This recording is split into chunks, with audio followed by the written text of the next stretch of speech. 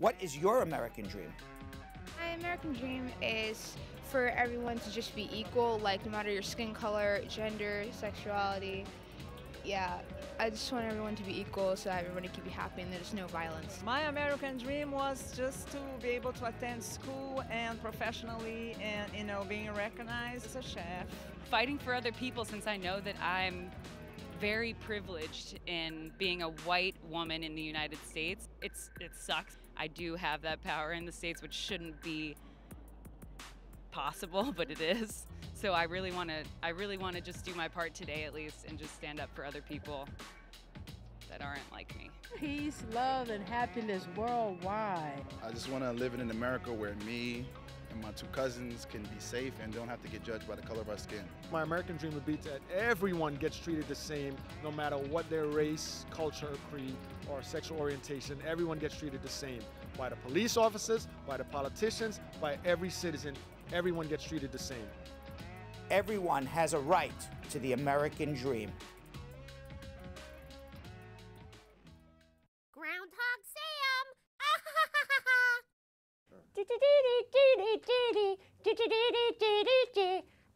Oh, hello! I didn't see you there. You might wonder what I'm up to now. Well, I have a big surprise for Brad. As you all know, Sunday is Father's Day. Well, obviously, Brad's not my father, but he's certainly like a father figure to me. He's taken me in at Spar Bernstein. He made me the official intern of the Brad Show live show. So, as you might remember, he, Belgium Kim, and Jonathan Yo-Yo Elias were discussing the fact that they think there's a ghost in the office. Well, we can't have that. So, Groundhog Ghostbuster to the rescue! Don't worry, you're not going to see any ghosts around here anymore. It's all clear. Ghostbuster Sam, about it. Doing my job. That makes me feel really comfortable. Thank you. I knew it would. Okay, see you around. Bye. Bye. Hi, Moshe. Hey. Have you seen any ghosts around? Not yet. You know why? Ghostbuster?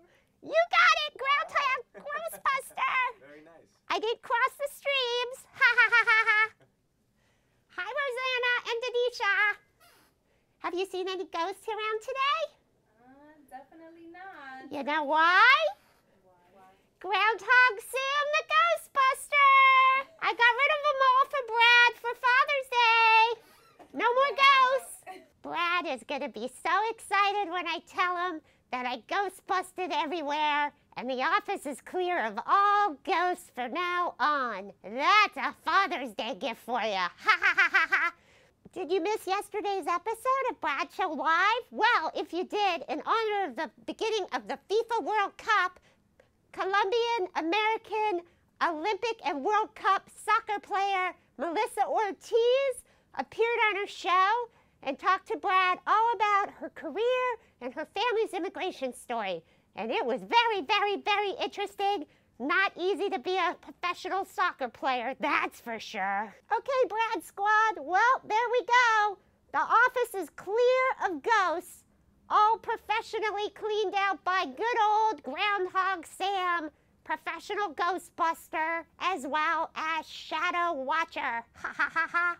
So, who are you gonna call? Well, if it's for immigration legal help, it's going to be Spar and Bernstein and Brad Bernstein.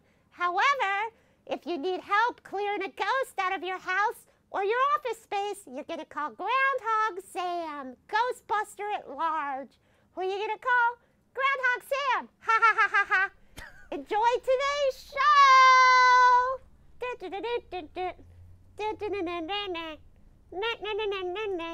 Ghostbusters. All right. I don't understand when she or he, Sam, Right. says that he or she, it's he. He. Yesterday it was she. Yeah. He switches. He switches. Today it's he. Yeah. When he ghostbusted the place. That sounds like it's like Not what, PG rated. It's not. I don't know, but I'm scared to step around the office now. Right. I think we got to call some. Like, what do you mean? Like I ghostbusted the place? what that There's means. like in Ghostbusters, there's the slime everywhere. Maybe he meant he slimed the place. Maybe. That's not better. I don't know. That's not any better. I have no idea. Any event, we got to say hello to Beverly and Willie Williams and Maureen McFarland, Nezzy Wants More, Juliet Powell, Fiona Williams, Ricardo Jonas, Lisa Bling Rose, Paulette Clark. How are you all watching on Law Offices of Spar and Bernstein? My name is Brad Bernstein. I will be answering your immigration questions, your legal questions, whatever you may have. Coming up around the 6 o'clock hour, I'm joined as most of the time, I wouldn't say always, Like 99%. like 99% of the time, with Belgium Kim, fresh off the boat from Belgium. How are you? Doing well. It's Okay. Friday. And we have Invisible Jonathan Yo-Yo Elias today. Look at him. Look Yes, at Invisible Yo-Yo is here.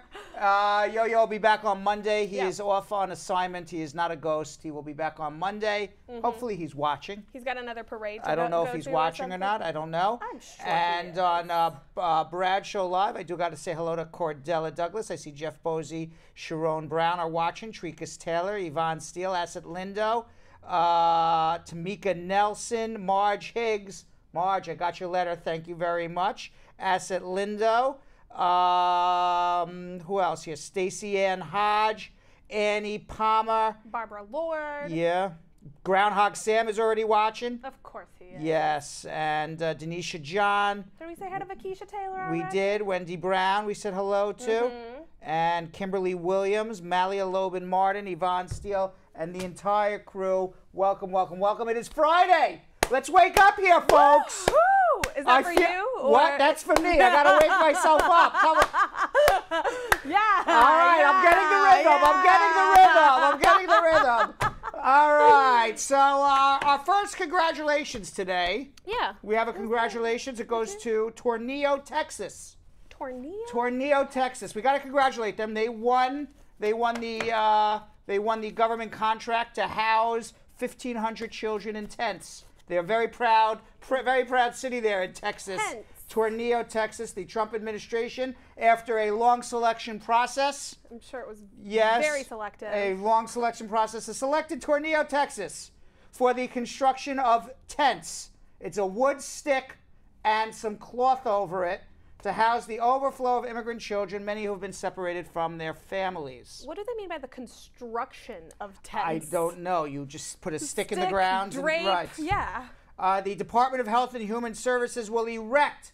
It's going to be called Tent City in Tornillo, Texas. They're very proud Oh my down there of God. this. Yeah. I'm All right, I am sure the Who wouldn't mayor. be? I am sure the mayor is the pride of the entire state there. Right. A tent He's city full of children. large tents, whose walls will touch the ground. Oh, well, if the walls touch the ground. That's what it says. The walls will touch the ground, and estimated to hold 450 children, basically, in what is basically, I don't want to call it a detention camp. Right. It's a detention camp of tents. It's child prison, but in tents this time. Detention, children Right. detention. 100%. Oh my God. You know, yesterday we discussed in Brownsville in a abandoned Walmart building was being used to house 1,500 Right. children, and they were allowed 2 hours outside, 1 hour only allowed to talk to their friends, I don't know what friends they would have there, but whoever Right. they met. Ron Vitello, he's the acting that? commissioner of Customs and Border Patrol. Okay. Okay, he is the Darth Vader Of Border Patrol. Right. Right. He said Thursday about 1,500 immigrants are being arrested each day for crossing the border illegally. He said that this policy is meant to deter families of immigrants from coming to the United States. So basically, what Donald Trump is doing is people are escaping for their lives, literally for their lives. Right. You wouldn't make the trek if you're not escaping for your life. Right. Okay? So we're going to make your life so bad that we're going to say it's better for you to be killed in your country or tortured in your country. Right. That's how bad we're going to try to make it here in America. That's the idea. This is. I'm running out of words for. So at this kind of the news. daily White House press conference, Yeah. it got heated yesterday between Sarah Huckabee and some of the press. Wait, most of the press. Really? Wait, All of the press except Fox News. Okay? So Jim Acosta from CNN, Yeah. he asked Sanders to comment on the Attorney General Sessions. Okay, now Attorney General Sessions said, and Yo-Yo said this yesterday. That was the, yeah. Okay, he said illegal entry into the United States is a crime, as it should be. Okay, yes, it was a crime. It was never, it's a misdemeanor. Yeah. Okay, it's like swiping a... like jumping a turnstile. A little more than jumping a turnstile, but a little less than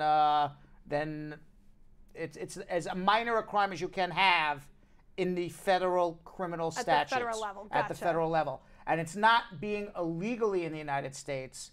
It's the act of crossing without inspection. Okay. That is what is illegal. And he says persons who violate the law of our nation are subject to prosecution. So everybody who runs across the border, they're going to try to prosecute now. Now, he said, and I would cite to you Apostle Paul. Now, I am not familiar with the New Testament. Okay. So I can't really comment on what Apostle Paul said. But he said, Apostle Paul said it was very clear and wise in Romans 13 to obey the laws of the government because God has ordained them for the purpose of order. Okay, God did not ordain a law that separates a child from a parent. I don't care what religion we're talking about. No God does this. No God. There's not a God in any religion. No. Okay, I don't know what the hell this guy is talking about. But there is no God. I'm not even going. I'm going past the monolithic religions. No. Okay. All religions. All religions. There is no God unless you worship the devil. Right. Okay. Unless you are a devil worshiper. Yes, and that could be fair. Okay. Unless you worship the devil, I am not aware of any religion that says that God has ordained us to separate children from their parents and put them in tent city and prosecute parents who are escaping for their lives.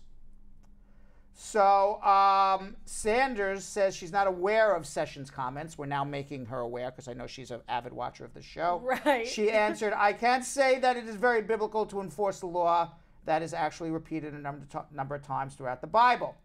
So CBS News, Paula Reed, she jumped in to clarify what that this is a policy. Right. And not a law. Okay, first of all, there is no law that requires families to be separated at the border. This was the Trump administration's choice to move from civil matters on immigration to criminally prosecute people who come across the border illegally and therefore separate families. Right, and you actually mentioned that recently. Yes, it was always a civil. It was a civil offense, right? Not a criminal offense up until about a month ago when Trump changed it. Oh my God. Well, I'm glad. What is the video we want to watch? Okay, so we have also a video of the Playboy magazine. I know that is a hard news. That's where I get all my hard news. It's hard news. Maybe we should have left that for Wednesday, for Hump Day. All right, that's more than hard news on Playboy. All right. Have some really stiff but that's where you get your hard news from. Yeah, they have stiff competition. They have very stiff competition, yes. They're good. Yes. So Brian Kareem, he greased his way into the White House Situation Room there. Press pool. Anyone can do it Anyone these days, can do it apparently. these days. So, and he actually, in all joking aside, well, let's watch the video. These people have nothing. They come to the border with nothing, and you throw children in cages. You're a parent. You're a parent of young children. Don't you have any empathy for what they go through? Sarah, you're a parent. Don't you have empathy for what these people are going through? And Sarah's response is no. No. So that's what's happening in immigration. As far as you'll see that there's a immigration laws that are being debated right now. Actually, yeah. I don't know if you saw that. The Republicans are debating 2 different immigration laws. Both will end family immigration. Yeah. There will be no more family immigration. You want to file for your child? You can't. You want to file for your parent? You can't. You want to file for your brother and sister? You can't. Probably the only people you would be able to file for is if you're an American citizen for your spouse. That would be it. okay? And that's the moderate plan, okay? The more extreme plan is, in addition, no DACA and build a wall for $20 billion. Now, I would say both of those plans, before anybody freaks out, I would say the more extreme plan has 0% chance of passing. The more moderate plan has 0.001% chance of passing. And so I don't believe either one will see daylight, and because many of the moderate Republicans will not sign on to it. I do find it very scary that they're trying so hard to end family immigration, though. I mean, this is past DACA. So I've told people plenty of times. Yeah, don't wait. Get your applications in. And the other thing I want to tell people is that, you know, family reunification, keeping families together, it's an American value. Absolutely. It is an American value. So so let's see what happens. But, you know, I've been saying it for about a year or two. Eventually, when they do change the immigration laws, the people who are going to be able to file for family members is going to be very limited. It's all going to be based on education and what employment opportunities are here for individuals outside of the United States of America. Meanwhile, on the Russia investigation front, Michael Cohen believes Trump and his allies are going to turn on him. Please believe that. Oh, yeah. Spill all your dirty secrets, Michael. Come on. Yes. They're leaving you out high and dry. Yeah, Tell it so all. one of the sources says it's clearly never a good feeling when you're in a mess because of somebody else doing this to you, and then that individual or that individuals around him are trying to discredit you. That's in every criminal case. Right, that's kind of the whole thing. Okay, that is point. in every criminal case. Let me give, okay, now as an attorney, okay, let me give some advice to future criminals. Future criminals. Future criminals. Yeah. Okay, the easiest way to get caught is to have a partner in crime, because it is always the partner in crime that turns on you. Yeah. That's how you get caught. It's true. That makes sense. Not that I'm telling anyone to commit a crime, but it's true. But if you do commit a crime, do it all by yourself. No, it's always, don't commit any crimes. I'm Right. not telling anyone to commit a crime. I'm just saying that when you have partners in crime and then someone gets caught, everybody turns on you. Michael Cohen is seeing it. So then that's when he starts chirping. Oh, chirp away. So tweet, hopefully, Michael. you know, because over the years, Michael Cohen has acted as Mr. Trump's personal attorney, or as he liked to call it, the fixer. Yeah. He was been the his fixer. henchman. Okay. He routinely handled the jobs most would not do for the Trump organization. The attorney, and now he was the one who paid off Stormy Daniels. Right. That $150,000. Talking about Stormy Daniels. Yes. Okay. Oh, what is that? She knows she's my feminist icon. She's making a fortune at the strip clubs these days. Oh, you don't say. Yes, her legal name is Stephanie Clifford. She is packing them in. She was just last Friday made a stop. I don't know if you've ever frequented this place, the Silk Exotic Gentlemen's Club in Middleton, Wisconsin. Oh, not the one in Middleton, Wisconsin. No. Yeah, the crowd. It's a good crowd there. Okay. Yeah, it's a good crowd. They have folks from different genders and ages coming all to see her. Of course they do. Yes, and Daniel says it's a lot of effing pressure to take off your clothes in front of these women.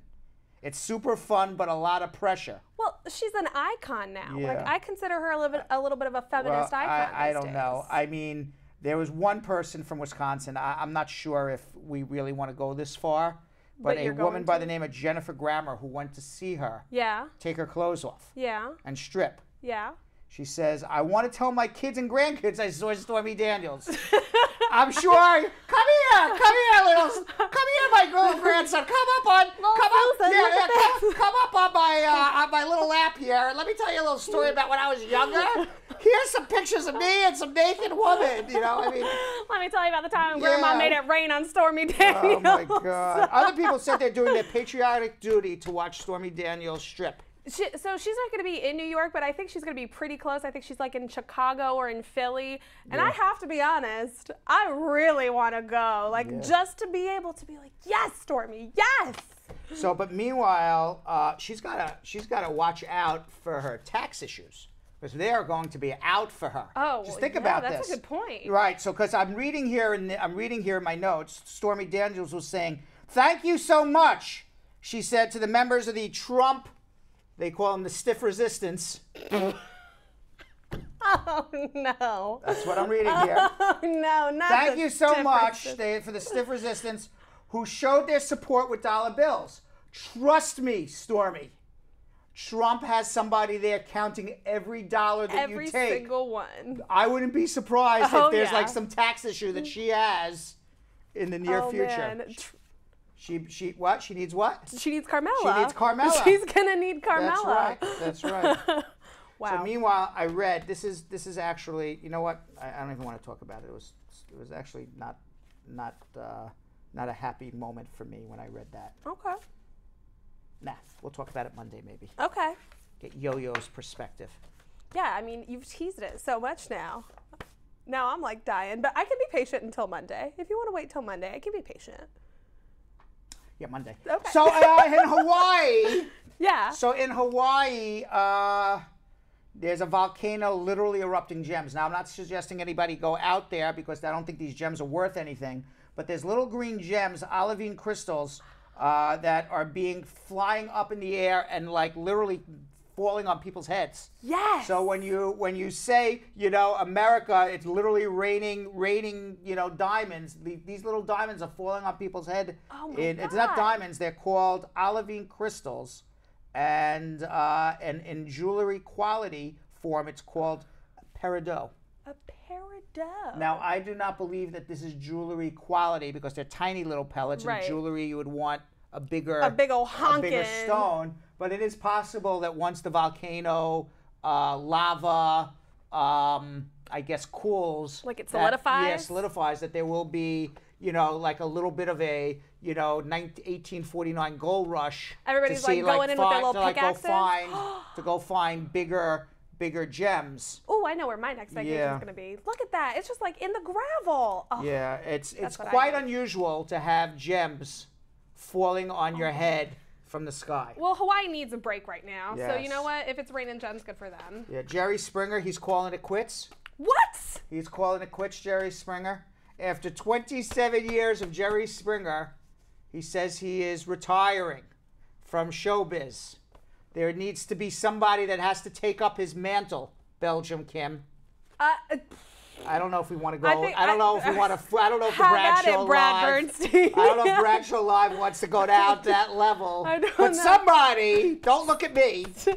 But somebody needs to take over. Yo-Yo would actually be really, really good at that, I feel like. Yeah. He would be really good at sparking the drama, stirring that pot. Yeah, they had, some of the more famous guests on Jerry Springer. Uh-huh. I've never seen any of these guests, but I've only seen the bald white guy in the back holding somebody from beating somebody up. Steve, what's his name? Steve Wilco. Yeah, right. And he had his own show. He had his own show, The Bouncer on Jerry Springer. They had Kung Fu Hillbilly. Oh, look at that. There was Kung Fu, that guy. There was Kung Fu Hillbilly, the canned food fetishist, Spam Ma'am. Do you know any of these people? Spam Ma'am? I know Kung Fu Hillbilly. I don't know. Kung Fu Hillbilly. I don't know. He's look, that's him. Yeah. What did he do? Kung Fu Hillbilly. So I forgot. He did Kung Fu and he's a hillbilly. But he was a hillbilly like. And it was funny because he was like every other dude that I grew up with, basically. It was a real country. Yeah, it was basically Kim's entire high school wrapped up in one. He had other outlandish guests. He had paternity fights, Of course. you're not the baby dad. Right. And he had the famous fight between the Ku Klux Klan and the Jewish Defense League. Oh my God. Yes, incestuous storylines. Yeah. I don't know if we want to get that far. I don't know.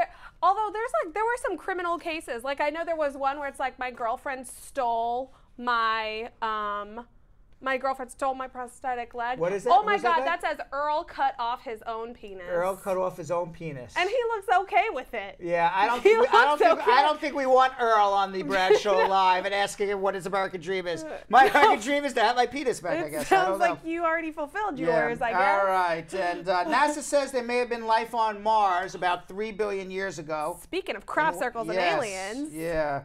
They found ancient compounds that were apparently lying dormant 3 billion years ago in sedimentary rock. Most Americans are not up for a vacation in space. Would you go for a vacation in space? No. The only group that more people said they would do a vacation in space than not? Millennials. I call Millennials, yes. 63% of millennials said that if they could, they would take a vacation in space. No effing way. Yes. But everybody else, 80% no. But name a single space movie where things don't go horribly awry. How many people do you think in the entire history of the world has made it into space? Ooh. If you had to guess the number of people. All countries. All world. space missions from every country in the world. How many people have made it into space? I don't know, like 500 or 600, I would say, in the hundreds. Did you read these cards ahead of time? I did not. I did not. You did not read these cards. In fact, I didn't. I really didn't actually. All right, so take a guess. Like 550. You're very close. Am I really? Yeah, 600 people, a total of 600 on the dot. Oh, Kimberly. Have made it into space. I had no idea. But now they say in the next decade there's going to be space travel. You're going to be able to be a space tourist. No. Yeah. No. Yes. No.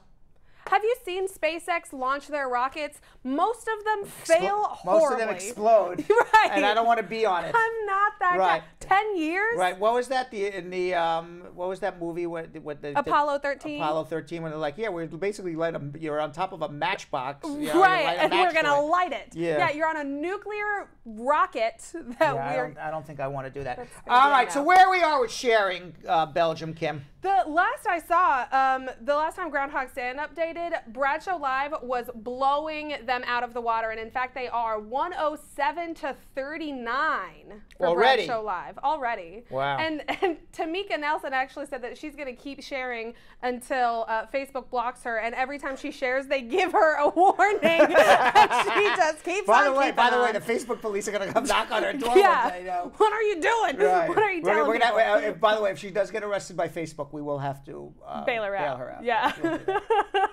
We got you, Tamika. All right, so everybody, please share with your friends and family. Don't get knocked off of Facebook. Come on, that's silly. But please share with your friends and family. Let them know that in about 45 seconds or so, I'll be answering their immigration questions by calling 1-800-529-5465. And Belgium Kim, tell everybody the best way to share. All right, family, you just go right on in your post, and you should see on the bottom right or bottom left something that says share. You click on it, you share it to timelines, you share it on your own timeline. In private messages, you can copy the link and send it as a text. Just let everybody know that they could get free answers to their immigration questions By the way, I don't know where we got that little segment, because that was when you were in the social media room. I was looking at that. But whatever we were saying, people loved it. I mean, there was a lot of hearts going, what the heck were we saying at that moment? Well, I think it was probably because I was on the screen and people always went crazy. Is that what it was? But people were loving it. Look back. We go back again. Look how many hearts and likes we had. We don't know what What were we saying? Ugh. But people loved whatever we were saying at that moment. It's when we answer people's immigration questions. Maybe. I think they just go, but that's true. I haven't seen something go that crazy in a while. Yeah. Family, let's make those likes they don't like, and loves go as crazy now, nobody likes the... I want to see it fly Yeah, across look the at that. screen. That's really cool when you get that.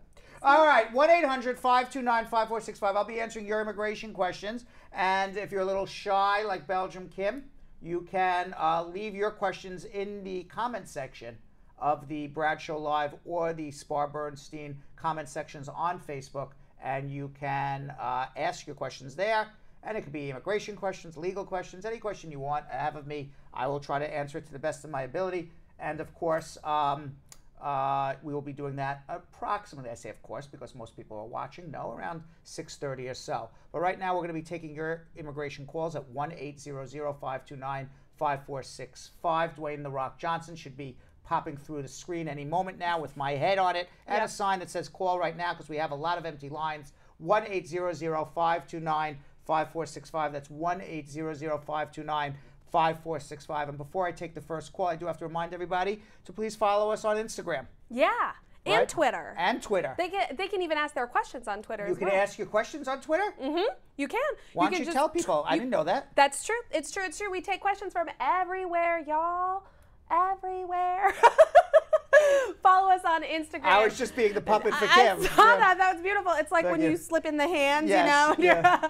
Yeah, follow us on Instagram. Follow us on Twitter at Brad Show Live. It is just that easy. And if you're on Twitter, you can absolutely send us your question. Just do at Brad Show Live or hashtag Brad Show Live. We will see it. We will ask it. Follow us now on that's both. saying right now, follow us on Instagram. Yeah. Which you can do because you can see a lot of background stuff that's going to be coming up very soon. Yeah, a little BTS behind the scenes. That's right. But you can leave your questions on Twitter as well. Yes, you can. Right. And what is the sign for Twitter? At Brad Show Live. At Brad Show Live. Yeah, it's easy. Okay. It's at Brad Show Live across the board. And so basically, it's a lot. We're giving a lot of information right now, and I haven't even gotten into the calls yet. You got to share. Yeah. I mean, the age of social media, it's very complicated. We're gonna give everybody a checklist of Yes. what you need to do to watch the show. There's a lot of stuff we're telling people to do here. All right, we're telling them to share. Yeah. You know, like they're all at home, like, all right, what the hell do you want me to do first? You want me to follow us on Instagram at Brad Show Live. Yep. Okay. Leave your questions on Facebook. Yep. Law Offices of Spar and Bernstein at Brad Show Live, or on Twitter. Or at Brad on Show Twitter. Live. 21st Century Show. Wow. We're fancy. I need guys. another thing here to see what's going on Twitter. Oh, geez. You do not I need do, another because you once I start talking about what's going on Twitter, then people are going to start interacting with us on Twitter. Your whole thing is going to become like a mission control Yes, I need a mission control situation. Yeah. All right, let's go to our immigration questions. 1-800-529-5465. Delia in Houston, Texas. Delia. Hello. Hi, Delia. How are you? Fine, thank you. How are you? Oh, wait, Delia. I have to put you on. Ask your question. Okay. My husband is a USA citizen, and I applied for my green card under the 245I. Right. I already went to my biometrics and got my permit to work. Right. My question is, a couple of months ago, I made a call to the USCIS Department of Customer Service to get more information about the 245I. Why do you believe you're 245I? What? Why do you believe? Okay, so you understand 245I is the grandfathering that you were in the system before April 30th. Well, my dad, I qualified because when I was little. So, and my husband is a USA citizen. So let me ask you a few questions. Okay, where are you from? Mexico. Okay, and you crossed the border. And my what? You crossed the border. You entered without inspection. Yes. And when did you enter without inspection? What year? 2006. Okay. And your dad, he is a resident or a citizen now? He's a citizen. Okay. And how did he get his green card? Who sponsored him? Well, my husband I'm married, so my husband is a USA citizen. Delia, do you want my help? You want my help, right? Yes. Okay, so just let me get a little background on you, answer my questions, and then I will help you, I promise you. Your dad, how did he get his green card? Who sponsored him? He got his green card in the 87. Okay, who sponsored him? I don't know. You don't know? Okay. No. So then, and you're basing that you're grandfathered under 245I based on your dad getting a green card in 87, is that correct? Uh-huh. Okay. You need to know how your dad got his green card. Because there's I already passed all that process. I already got my my permit to work. What is your question? My question is, I made a call a few months ago to the USCIS department to get more information. What is your question? Tell me the question. Oh, my question is, okay, I said I'm a USA citizen and give my sister name. but I'm not a citizen. Delia, you have Delia, you have so many problems that you don't even realize the problems that you have. Okay? You need to know how you are grandfathered in. If you are sitting here and telling me you have no idea how you are grandfathered in under 245I, okay, and you don't know you don't know how your dad got his green card. Maybe if he got his green card in 1987, 95% of the people who got their green card in 1987, you know how they got it? Amnesty. People are not people are not grandfathered under amnesty. It doesn't grandfather you. Okay, it doesn't grandfather you under 245I.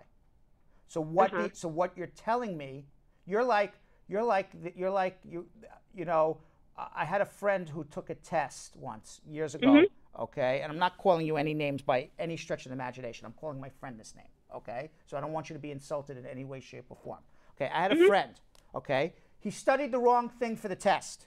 He went in. He aced. He came out. I did the greatest test I ever took. I got 100. He failed the test. He had happy idiot syndrome. Okay? He had happy idiot syndrome. Oh, yes, I passed. I'm all great. Everything's wonderful. And he got an F because he had no idea what he was talking about.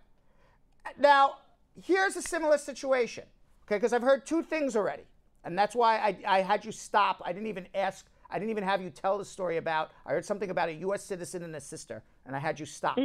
Okay? Two things. If your dad got his green card through amnesty, that does not grandfather you under 245I. You will be denied. Okay? Number two, okay, if you are calling up immigration and you are saying to them, by the way, I've been posing, and I'm not saying, I hope this is not the case, and I don't want you to answer.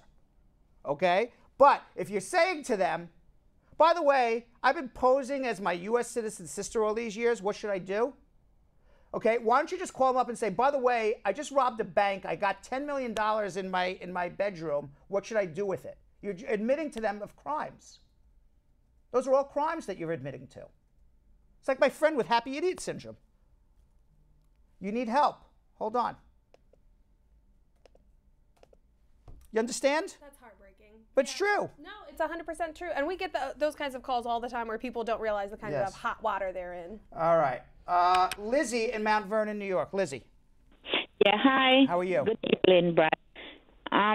Happy to talk to you. You helped me a couple years ago. Yes. Anyway, I'm calling because I'm a U.S. citizen. Right. And I filed for my adult daughter in February of 2012. So I wanted to find out how long more will she have to wait, because 6 years now. Where is your adult daughter? She's in what country? Jamaica. She's in Jamaica. Let's see. Somebody shut my computer off last night, so I gotta put this back up again here. 1 second.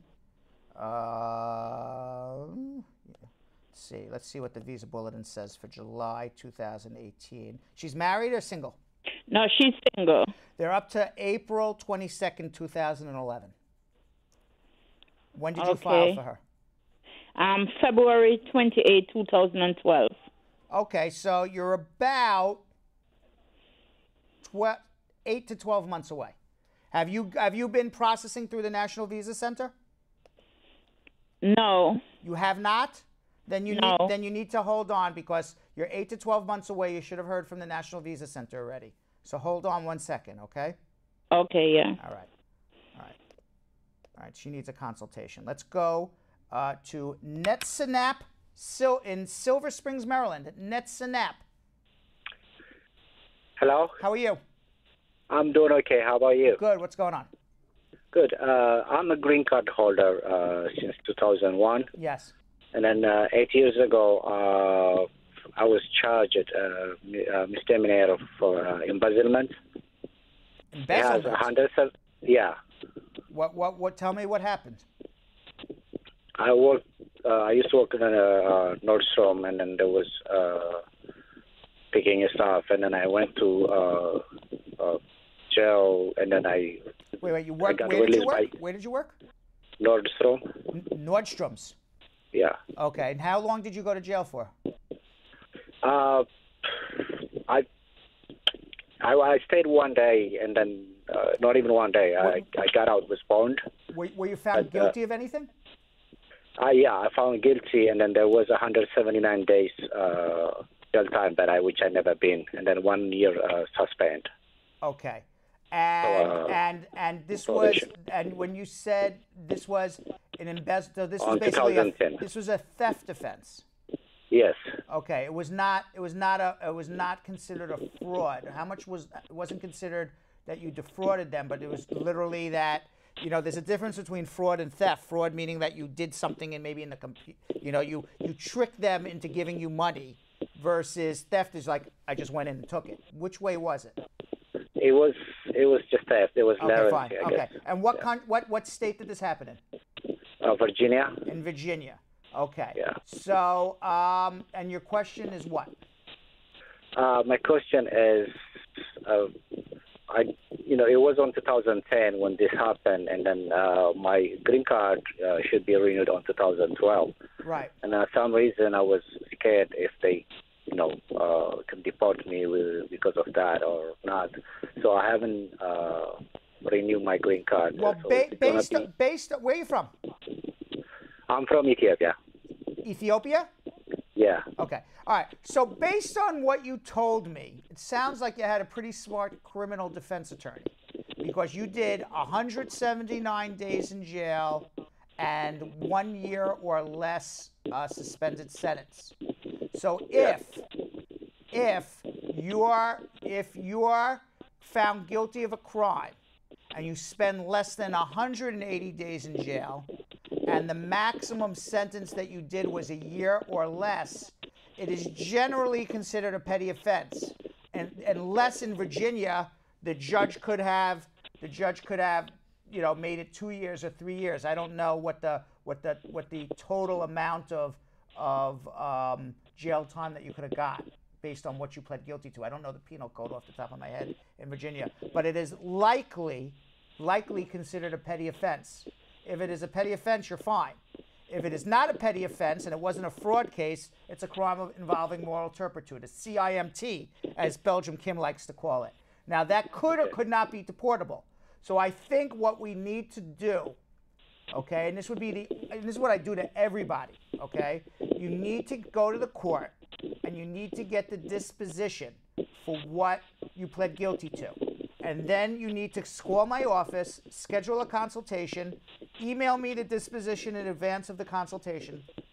I will look at it.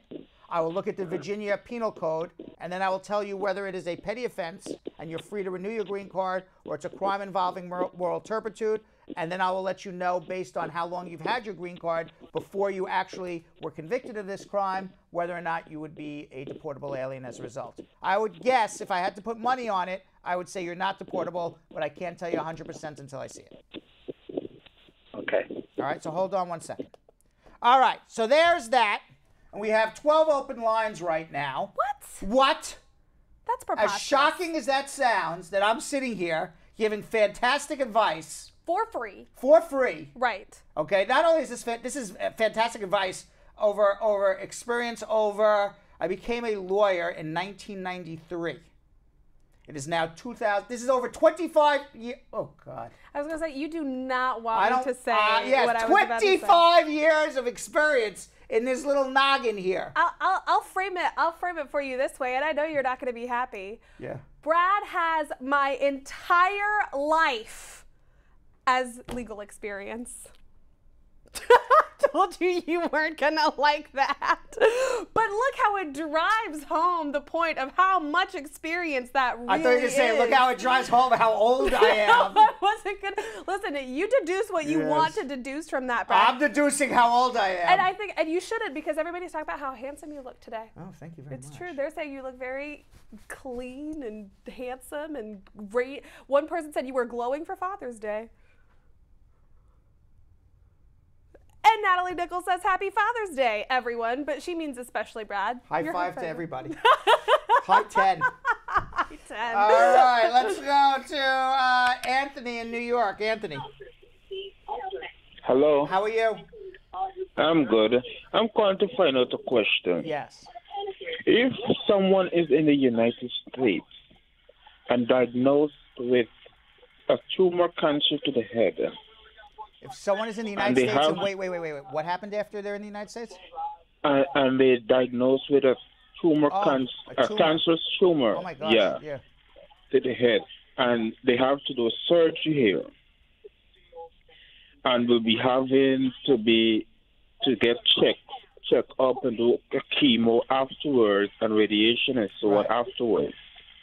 But the person is on their visa. They would need to get an extension on their visa. They would have to have the help with the hospital, that the hospital is somehow able to, and the doctors are able to get their bills paid without federal government assistance, and that it's an emergency situation. You need to either extend your visa in some respect, or alternatively go down to immigration and request what's called a deferred enforced departure for medical reasons. But there's two different ways about going about it.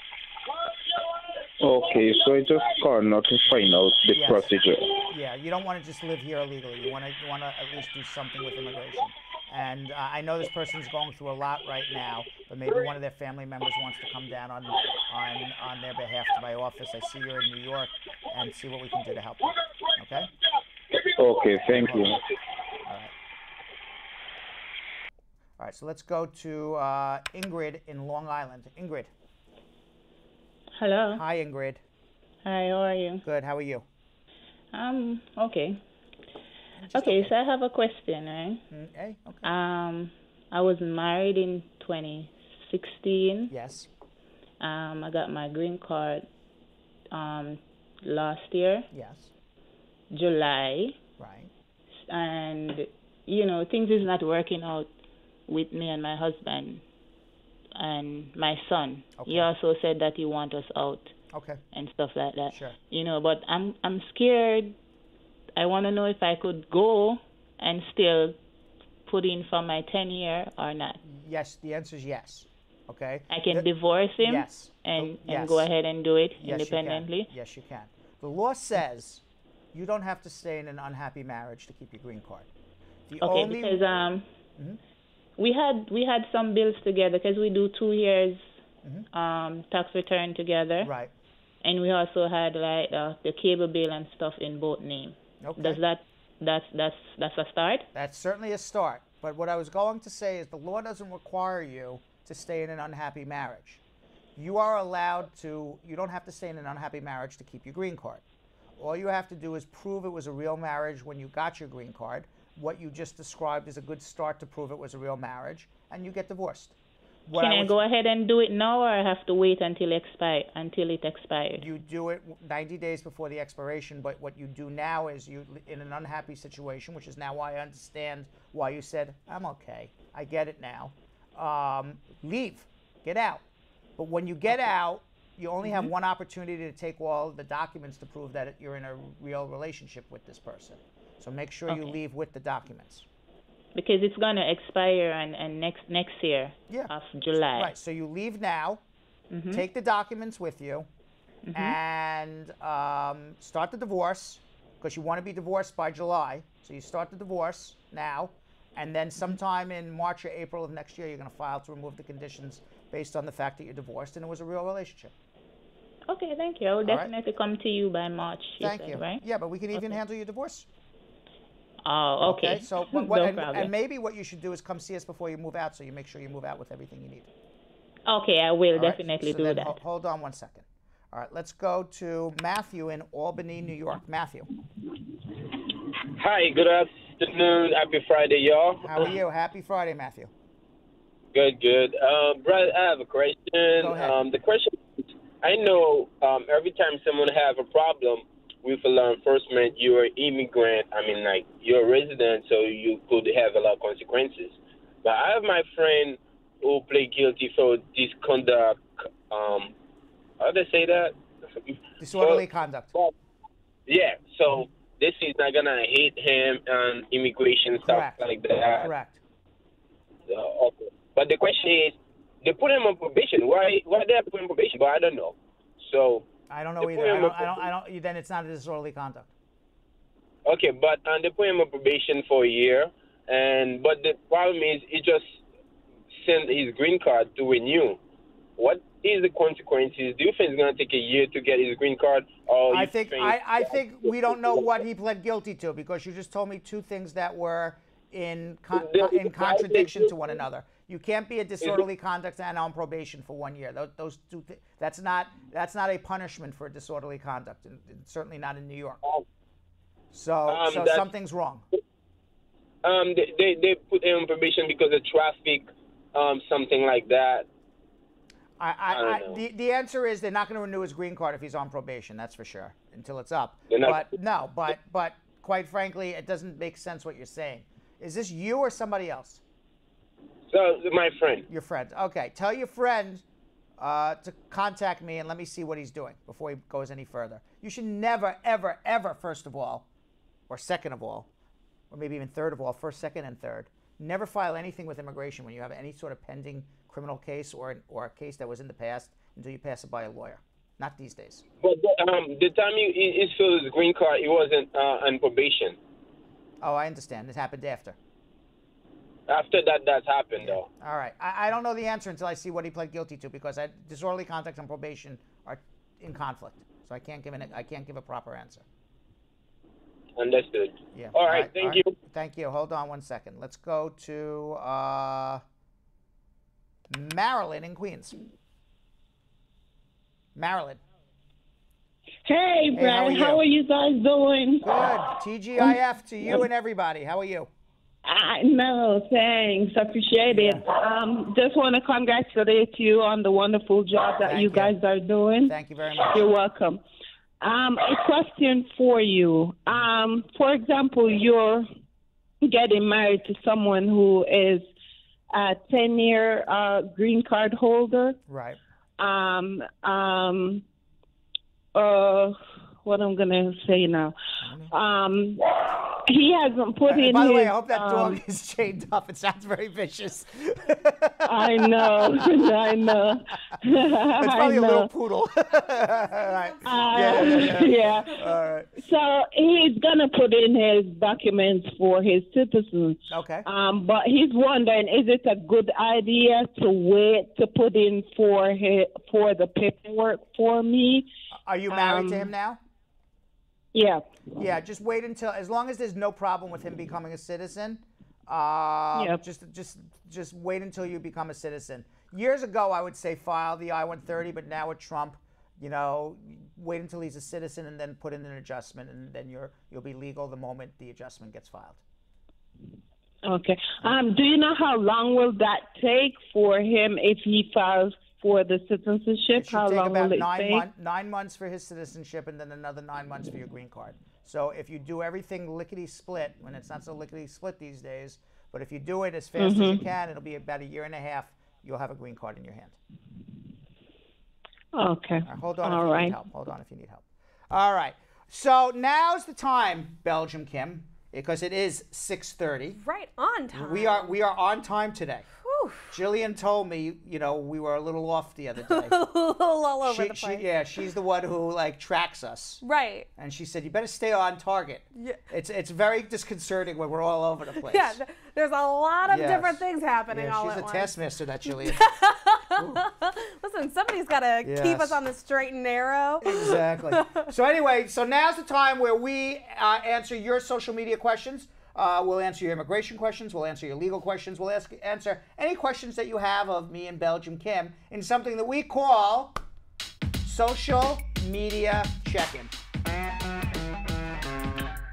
All right. Okay. What do we got? Our first question is from Paulette. She says, hey, Brad, how long would it take for a U.S. citizen mother to bring her unmarried adult kids to the United States?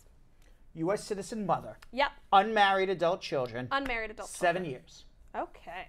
Elizabeth said, hey, good evening. I filed for my adult daughter in 2012, and I'm a U.S. citizen. How much longer is the wait? So now we have to do math. Yeah, well, they're in right now April 22nd, 2011. That's all I can tell you at the moment. Oh, so she's about a year away. Or less, yes. Nice. Mm-hmm. Juliet said, Brad, my cousin came up on an H-2B visa. I think it's 3 months that they gave to him, but he wanted to extend it. How could he go about doing it, and how much would it cost him? His employer has to do it. He can't do it. So an H-2B visa is a temporary seasonal worker. So either the season's going further, or he's going to find a new employer, or change his status to some other status. Maybe he wants to go to school or something else. But you just can't just randomly extend an H-2B. Just decide. Just decide you want to do it. Just do it with the employer. Oh, Groundhog Sam just gave us an update. Update. Drum roll, please. Oh, they already saw it already. Yeah, no, they saw it. It's right there. 169. Oh, God. To 58. But new challenge. I have a new challenge. A new challenge. By the way, we're going to do, I think I'm feeling better. Uh-oh. They said I'm glowing. Does that mean what I think it means? I think that I may dance next week. Yes! All right, before you get to the next challenge. I'm so excited. Yes. All right. Well, we're going to need to come up with something. I don't know what, but given that our Spar Bernstein family, contests the validity of their share count. Yes. And B, seems to lose a lot. I think that their goal... They think it's like fake news going on. Right, that's what they think. They think Zuckerberg is out to get them. Yeah, fake news, right. Lisa Bling said, I'm going to block Facebook. Then you can't see us, Lisa Bling. She said, it doesn't matter. I'll watch the reruns on YouTube. By the way, you can watch us on YouTube at Bradshaw Live. Yeah. The reruns, at least. A day later, yeah. No, I think that we should set a benchmark of 200 shares for Bradshaw Live and 100 shares for Spar Bernstein. No. No? No. No? No. You're like there is a winner and a loser. Correct. They are pitted against each other. Correct. Okay. Correct. And if Spar Bernstein loses every time, they lose every time. Just be better. Just be better. Stop losing. That's right. Yes. Melania, be best. That's right. We're following the First Lady's motto. Correct. Is that her official slogan? I think that is her official statement. Best. Be best. All right, what else we got? We've got a question from Kimmy Boo who says, how long as a green card holder can you get married to someone outside of the U.S.? How long? That's what it says. What do you mean, how long? What I think the real question is... How long will it take to get them here? I think it's how long would it take to get them here, or how long do you have to have your green card before you can file for someone? You have your green card for one day and then get married and file for them. Okay. How long will it take? About 2 years. There you go. We got you both. Right. Ricardo said, I've got a question. You've come to the right place, Ricardo. I went for my citizenship, which is now pending, because I didn't put 2 of my kids on my petition and also on the removal of conditions. Because of my infidelities, I was nervous and told the officer I was afraid of not getting my green card because I cheated on my citizen wife. Any advice? Yeah, the officer thinks that citizen wife, they're now investigating to see whether that was a bona fide marriage to that citizen wife or that was a sham marriage and you actually had a relationship with another woman and that was the real relationship where you had the 2 children. That, trust me, okay, that is as clear as day. Now, I'm not saying that's what happened. That's what immigration believes. So now you have a big problem. They're going to investigate everything, and you got to prove that your marriage was real and you're just a dirty dog who had... Yeah, were you torn between 2 lovers? No, you had one lover and you're a dirty dog. Right. And that's what it is. I mean... Now you have to prove that I really loved my wife. Right. I'm just a cheater. I'm just a cheater, right. Or it's because it's one of 2 things. Right, 100%. Right, or that was a sham marriage and my real relationship was with the other woman who I had the 2 children with. So my advice is you got a big problem, you better get a good lawyer. I was going to say, there seems to be no good outcome in that. David Gabriel is asking a question for a friend. He says, my friend did her interview for her green card and would like to know about how long it's going to take before she hears from USCIS or at least gets her work permit. By the way, Cordella Douglas, I'm just looking, is wishing Groundhog Sam a happy Father's Day. How do we even know Groundhog Sam is a father? Has children. I mean, let's just get it carried away here, right? He was celebrating, but for you. Oh, I see. Okay, so let's go back. I was just reading the comments as they were coming across. All right, what else? David Gabriel is wondering, his friend went for her interview and she hasn't heard anything back from USCIS yet. So about how long should she expect to hear something or at least get her work permit? When did she do what? She went for her interview to get her green card. We don't know when it happened. She should have gotten her work permit well before her interview, so I don't know what she's doing. Problemo already. Yes. Iwura, I'm sorry, Iwura says, if you're denied a K-1 visa, how long do you have to wait before you file a spouse status? Why were you denied the K-1 visa? We have to figure that one out first before. I mean, you can file an I-130 next day, but, you know, if you're going to be denied again for the same reason, what's the purpose of doing it? Let's first figure out why you were denied, and let's fix that issue before we start filing again. Marcia says, a friend of mine who's married just received a letter to send in documents to remove the conditions off of his green card, which those documents are due in August. My question is, what are some of the documents that they're expecting to receive and that he needs to submit, and about how long is that processing time going to take once he sends them in? The processing time is about 18 months. You got to prove you and your spouse live together. So how do you prove you live together? You got photos together, living together, and spending time around the world together, wherever you are. You have a joint economic relationship, joint tax returns, bank accounts, credit cards, insurance, rent, things that jointly you are economically responsible for. That's how you prove it.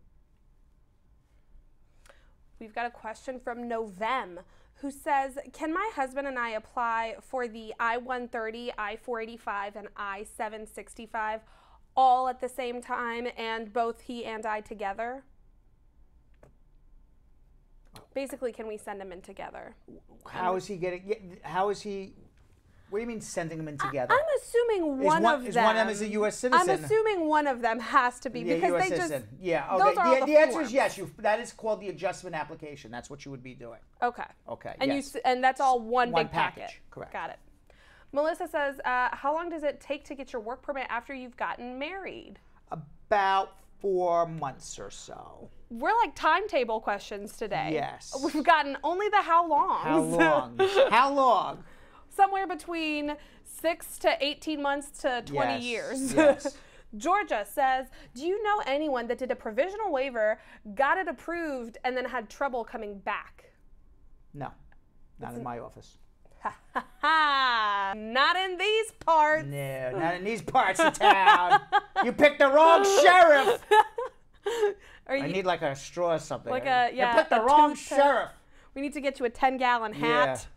And Spurs. I would be great as a sheriff. Oh my God, you would be such a good boss hog. No, I wouldn't be a boss hog. I'd be a great sheriff. Yeah, come do whatever the hell you want. Well, I don't really that care. doesn't make me feel good. I don't really care. Yeah, go run wild in my town. It's fine. I'll be in my backyard hanging out. Yeah, I'm just gonna be grilling. Yeah, I'll be grilling. Do whatever the hell you want. All right, go ahead. Maureen says, next year I'm applying for my citizenship. Is it possible for me to put in my mom's paperwork, or is that going to be a problem? What's your best advice? You do your mom after you become a citizen. Kimmy Boo says, if your spouse has a U.S. visiting visa, could he travel? A visitor's visa? Yeah. Could he travel where? I'm assuming domestically. Yes. Kimmy Kim said, I'm asking for someone for a non-citizen. If a non-citizen pays taxes, can they file a tax return? I just want to clear it out because I know you can't file back taxes. A non-citizen. Yeah. Who's paying taxes. Who's paying taxes. Do they file a tax return? Yes. Can they? Yes. How do they go about it? You get a that? tax identification number. You go to Carmela in my office. She'll help you. But yes, whether you're legal or not, whether you're a non-citizen or not, immigrant, status, no status, if you earn money, you owe taxes. End of story. That's how America works. With that said, we will come back to our social media check-in a little later on in the day. Perfect. But yesterday we sent you, Belgium Kim. Yes. We are not just one-sided here. No. Okay. What? Wednesday. Tuesday. It was not yesterday. No, it was Tuesday. It was Tuesday. It was Tuesday. 3 days ago. 3 whole days ago. Seems like yesterday. It does. Okay, 3 days ago, yeah. we sent you Belgium Kim. Yes. And we are not a one-sided show here. So basically the Republican bastion of Brooklyn. That's true. All right? It was the Republican bastion of Brooklyn, yeah. right? The only one little area where there's actually Republicans outnumber Democrats in all of Brooklyn. We sent her there to meet John Travolta from Saturday Night Fever, Vinny Barbarino. Barbarino. Right. The guy who was standing next to Samuel L. Jackson when he shot the guy when Samuel L. Jackson said, "Look at the big brain on Brad." Yes. What was his name? I don't know his. Vincent Vega. Come on. Vincent Vega. And I just rewatched Pulp Fiction. Vincent Vega. He also the same guy who took his face off and handed it to Nicolas Cage. Nicolas Cage. I love Face Off. Right. That's They took their great faces film. off and handed it to each other. That's such a good movie. Yes. I don't And know of why course that he was Danny in Grease. Oh, Danny Zuko. Danny Zuko in Grease, right? Yeah, I had a crush on Danny Zuko. Yeah. What he played a very good lawyer in a civil action called Jan Schlickman, which was actually a true story. That's one of your favorite books, One of my isn't favorite it? books. I It did is, know yes. that. And he made the movie. John Travolta made the movie of it. Yeah. What other movies was he in? He was just in the OJ. What's the OJ FX series. I don't know that one. You didn't see it was about OJ Simpson, and he played one of the attorneys, and I completely forgot his I attorney's did name. see it. And yes, he played Bob Shapiro. Bob Shapiro, He played and Bob he is Shapiro. unrecognizable in he that. played Bob Shapiro. Oh, so in any good. event, we sent Belgium Kim down to go and say hello to John Travolta. Yes, we did. He won a Special Achievement Award in Bensonhurst, Brooklyn this week for 41 years after the release of Saturday Night Fever that changed that was basically the end of disco as we know it. Okay, disco, as soon as Saturday Night Fever came, that was like Fonzie jumping the shark. Then everybody was burning disco records, I think, back then. Yeah, but it was a classic movie. He was Tony Manero, and in the classic scene, he got a slice of pizza in Bensonhurst, which is where Belgium Kim met up with him. Let's go watch.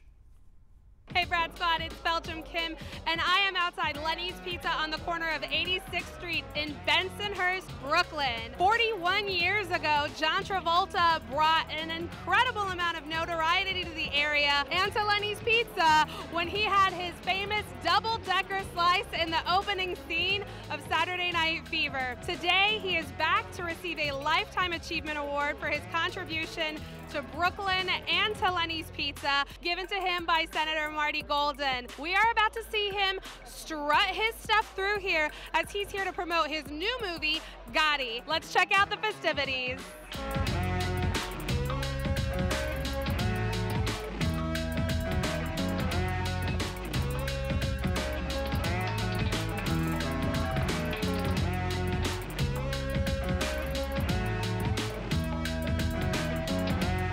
Thank you, everyone that came out here today. I mean, look at this. We cruised underneath this train tracks over here, and we're in the streets dancing and chilling. This is a great day for John Travolta and his family. A great day for Brooklyn. Let's hear it. It's not often that we have an opportunity to recognize a great actor who helped turn Brooklyn into a cultural touchstone of the late 1970s.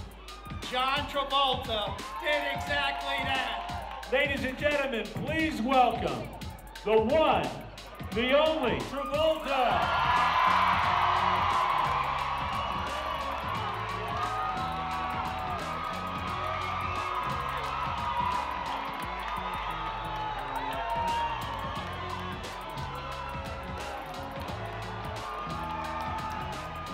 I feel like Brooklyn has been in my DNA since Welcome Back, Kotter. I love you all so very much. Thank you for giving me such a foundation for my career, and I hope that this week you will all go out and support the Gotti movie. And I want to say a special thanks to John Gotti Jr. and his whole family for supporting that movie, that story. So support us, join us at the movie theaters. We love you. We love Brooklyn. Thank you very, very much.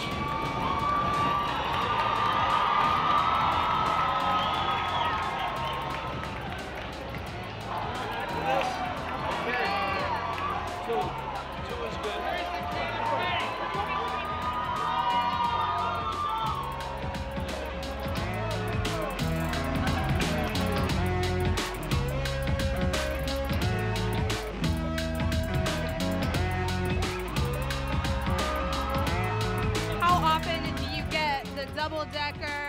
some type of Saturday Night Fever reference on a daily basis? Yeah, every day, every day. It's just amazing. One, we get people from all over the world, which I would be surprised if someone from Japan would be so excited to talk about disco 40 years later, and it could be a young person. We also had a young boy dress up as Tony Manero, which is John Travolta in Saturday Night Fever, which is amazing as well. Senator Golden out there says that he felt like John Travolta turned both this pizza shop and Brooklyn as a cultural touchstone. Do you agree with that? I do. You know, it's amazing how so many people come here, and they were actually here the day that they filmed Saturday Night Fever. So many people come literally every day to say that they were here when John Travolta first came here when they filmed Saturday Night Fever. So it is amazing, and it definitely touched a lot of people's hearts in Bensonhurst. I know that you guys actually are not Lenny's family, right? Is that right? That's correct. So the place has been here for 65 years, which is a really long time. It has changed hands twice, and my dad's been here for 32 years. We're glad to be here. My dad's worked really hard at this, and it's always nice to serve the community, and that's why we kept the name Lenny's. Do you guys feel like you are part of the American dream because of this spot? And my dad came here with like $800 from his country with no family and nothing. For him to build this type of business and have it continue going, it's been a great thing. And you know what? It is the United States of America, and people do come here to make a better living. And my parents have put in a lot of sacrifice, both my parents. My mom staying home with 4 children, and my father working 15 hours a day has definitely made what we have our success. What impact did John Travolta and his movies have on you growing up? A lot. That's why I brought him back here. Was I knew that what it meant to everyone in Brooklyn to bring him back to Lenny's Pizza, and it's been amazing to have him come back here. This has been an amazing day. We are here with Nico, one of the stars of the new Gotti movie coming out on Friday. Nico, you have just worked with John Travolta. How was that? It was actually very cool. It was amazing. He's a very funny man. He's so protective of people. He's very nice, and he just knows how to work with people. He's just one of the greatest actors I've ever met in my life. Nico, very Italian name, from the Bronx. Do you guys have an Italian background? My dad and my mom are Italian. My mom's also Irish. How old are you? I'm 12. You're 12. You're already starring in this huge movie. What's the goal for you? What is your ultimate American dream? My ultimate American dream would be something about where John Travolta is right now. I've always wanted to be that big in the acting life, and I hope to grow up to be John Travolta. I am here with Susan, a Lenny's regular. Susan, how long have you been coming to Lenny's? Over 20 years, maybe 30. I'm giving away my age here. Do you feel like John Travolta's role and just coming to Lenny's in that very first scene in Saturday Night Fever, do you feel like that changed how this neighborhood was? Absolutely. Has the pizza changed in the last 30 years? No, the pizza's still awesome. I always come here for the grandma slice. They have the best grandma slice ever. I'm about to taste it, so that's what I need? Yes, definitely. Okay. Oh, you got it? All right, Brad Squad, as you can see around me, they are breaking down the stage. There is still a crowd full of people enjoying Lenny's Pizza. John Travolta broke out his standard disco moves. He wore the white suit. His wife, Kelly Preston, was here. We got to talk to Nico Bustamante and Will DeMeo from the new film Gotti coming out on Friday. And we got to talk to Josephine Giordano, who told us how the neighborhood has changed around Lenny's Pizza in the 32 years since her family has owned it. Until next time, Brad Squad. All right. So how was it there? We sent you out your first day back from Belgium to go. We didn't get John Travolta. I tried. I actually was like yelling at him from across the So where were you? Where were you? So we were inside of the press area, and this was the funniest thing ever. The cameras that were lined up, there were a bunch of cameras lined up in front of the stage, and it was like ABC, CBS, NBC, Reuters, Associated Press, Brad Show Live. That's what I like. We're right there in the front with the big boys. It was amazing. Right there in front with the big boys. It was so good. Yeah, we are. All right, Brad Show Live. They gave us front row with ABC. We're getting there, right? We're worth it. We're worth getting there. All right, so we got. We're gonna go back and answer some immigration questions now in a segment we call. We got your answers. If you've got some immigration questions. Getting answers. Go with your immigration questions. One day. One day I'll get it. Getting answers. Go with your immigration questions. There it is. I missed that earlier in the show, so I had to make sure I got it in. Yeah. Oh, Yes, that's yes, what Jill yes. said. We forgot, That's and I right. still didn't Yeah. know what she Yeah. meant. There it is. All right, Mohammed in Omaha, Nebraska. Mohammed. Yes, sir. How are you doing today? Wonderful. What's going on? So far, so good. What's your question? What's your name, sir? What's my answer? I don't have a question. No, what's your name? Oh, come on, Mohammed. All right, so let's go. How could you not know what your name is? Mohammed's watching the wrong show. The whole thing is called Brad Show Live, Mohammed. Yeah. You don't have to go look at too far. I said troll. Troll. All right. So what's going on now? Where are we going? You tell me. I have You have some questions? All I right, have so this is immigration what we questions. call social media check-in. Social media check-in.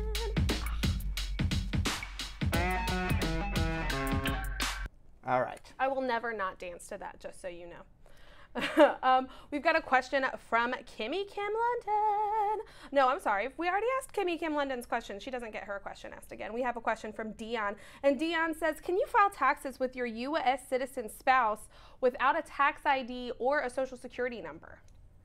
Yes, you have to file a W-7 form and get a tax identification number, and then you file your tax return jointly. Thana has a question, kind of a lengthy one. Strap yourself in. My husband is an asylum seeker, and I am an asylum dependent. We got married in New York City last April. My husband came to the United States in 2016 on a B-1 visa and applied for asylum straight away as soon as he got here.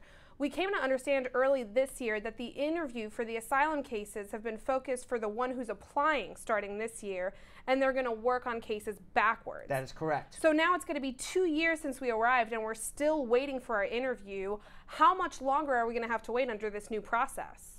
2 more years. Oh my God. Yeah, it's terrible. That's 4 years after Terrible. you've applied for asylum? Terrible. Oh my God. Yeah. That's awful. By the way, Lisa Bling Rose. Yeah? I have to answer her question. It's Brad. That's my name. Did Lisa Bling Rose ask you? She goes, Brad, what's your name? We should, if we could, we would play the Destiny's Child. What is that? I don't know what that was. A gaggle of turkeys. Oh, Oh, mwah. Okay, hearty Yeah. laughter from an audience Yes. there. Yeah, we should. I think that we should play the Destiny's Child song, Say My Name. We can't. I know we can't, but I'm just saying if we Right. could, we would. Correct. Say my name, say my name. I'll stop. I'm not singing. All right, what else you got? Dornette said, if you're married to a resident, but he applied for his citizenship in the meantime, can you apply for the adjustment of status while he's still waiting for his citizenship? You have to wait on his citizenship first and then apply for your adjustment. No. Lucy said, how long? All of them are how long? How long do you have to wait for your green card after you do the interview? Anywhere from 1 day to 90 to 120 days. Kimmy Boo. I think I'm going to start going by Kimmy Boo. I Kimmy like Boo. that. You like that? Although Belgium Kimmy Boo. Belgium Kimmy Boo said, a friend of mine wants to go back to her country of birth to marry his longtime girlfriend. The girlfriend has a U.S. visiting visa, and he is a green card holder. If he goes and marries her in their home country, is she going to be able to renew her visa next year when it's expired? Her visiting visa when it's expired? No, because you're married now to a U.S. citizen. Ha. That's all I got for right now. All right, so I have some stuff. Do you always I certainly have stuff, do. Brad? You're so prepared. Yeah, so I spoke with this young lady a couple of days ago. Okay. Not yesterday. Not yesterday. Brittany Santacroce. She's an American-born singer-songwriter, and she has this love for Latin music and culture, and propelled her to create her album called Latin Project. It's an album purely in Spanish songs. However, this is the catch. She doesn't speak any Spanish. She did not grow up speaking Spanish. She's a white American who is now singing Spanish songs. Wow. Yeah. Let's watch. Brittany Santacroce. She's an American-born singer-songwriter whose love of Latin music and culture propelled her to create the Latin Project, an album purely of Spanish songs, despite the fact that she's a born American without any Spanish heritage. She's joining me today to discuss how she, as a Caucasian American woman, how she's crossed over into the Latin music genre, even singing Spanish songs in Spanish before she even spoke the language. Brittany, welcome. Tell us about your music projects. Give us a little bit background. Well, I've been a musician since 2011 professionally. I've been playing guitar and singing my whole entire life, though. I have a band with my family that was an indie pop band. We sing 5-part harmony. Right. And we've done that for quite a few years. We've traveled around to Nashville to do a couple of recordings down there.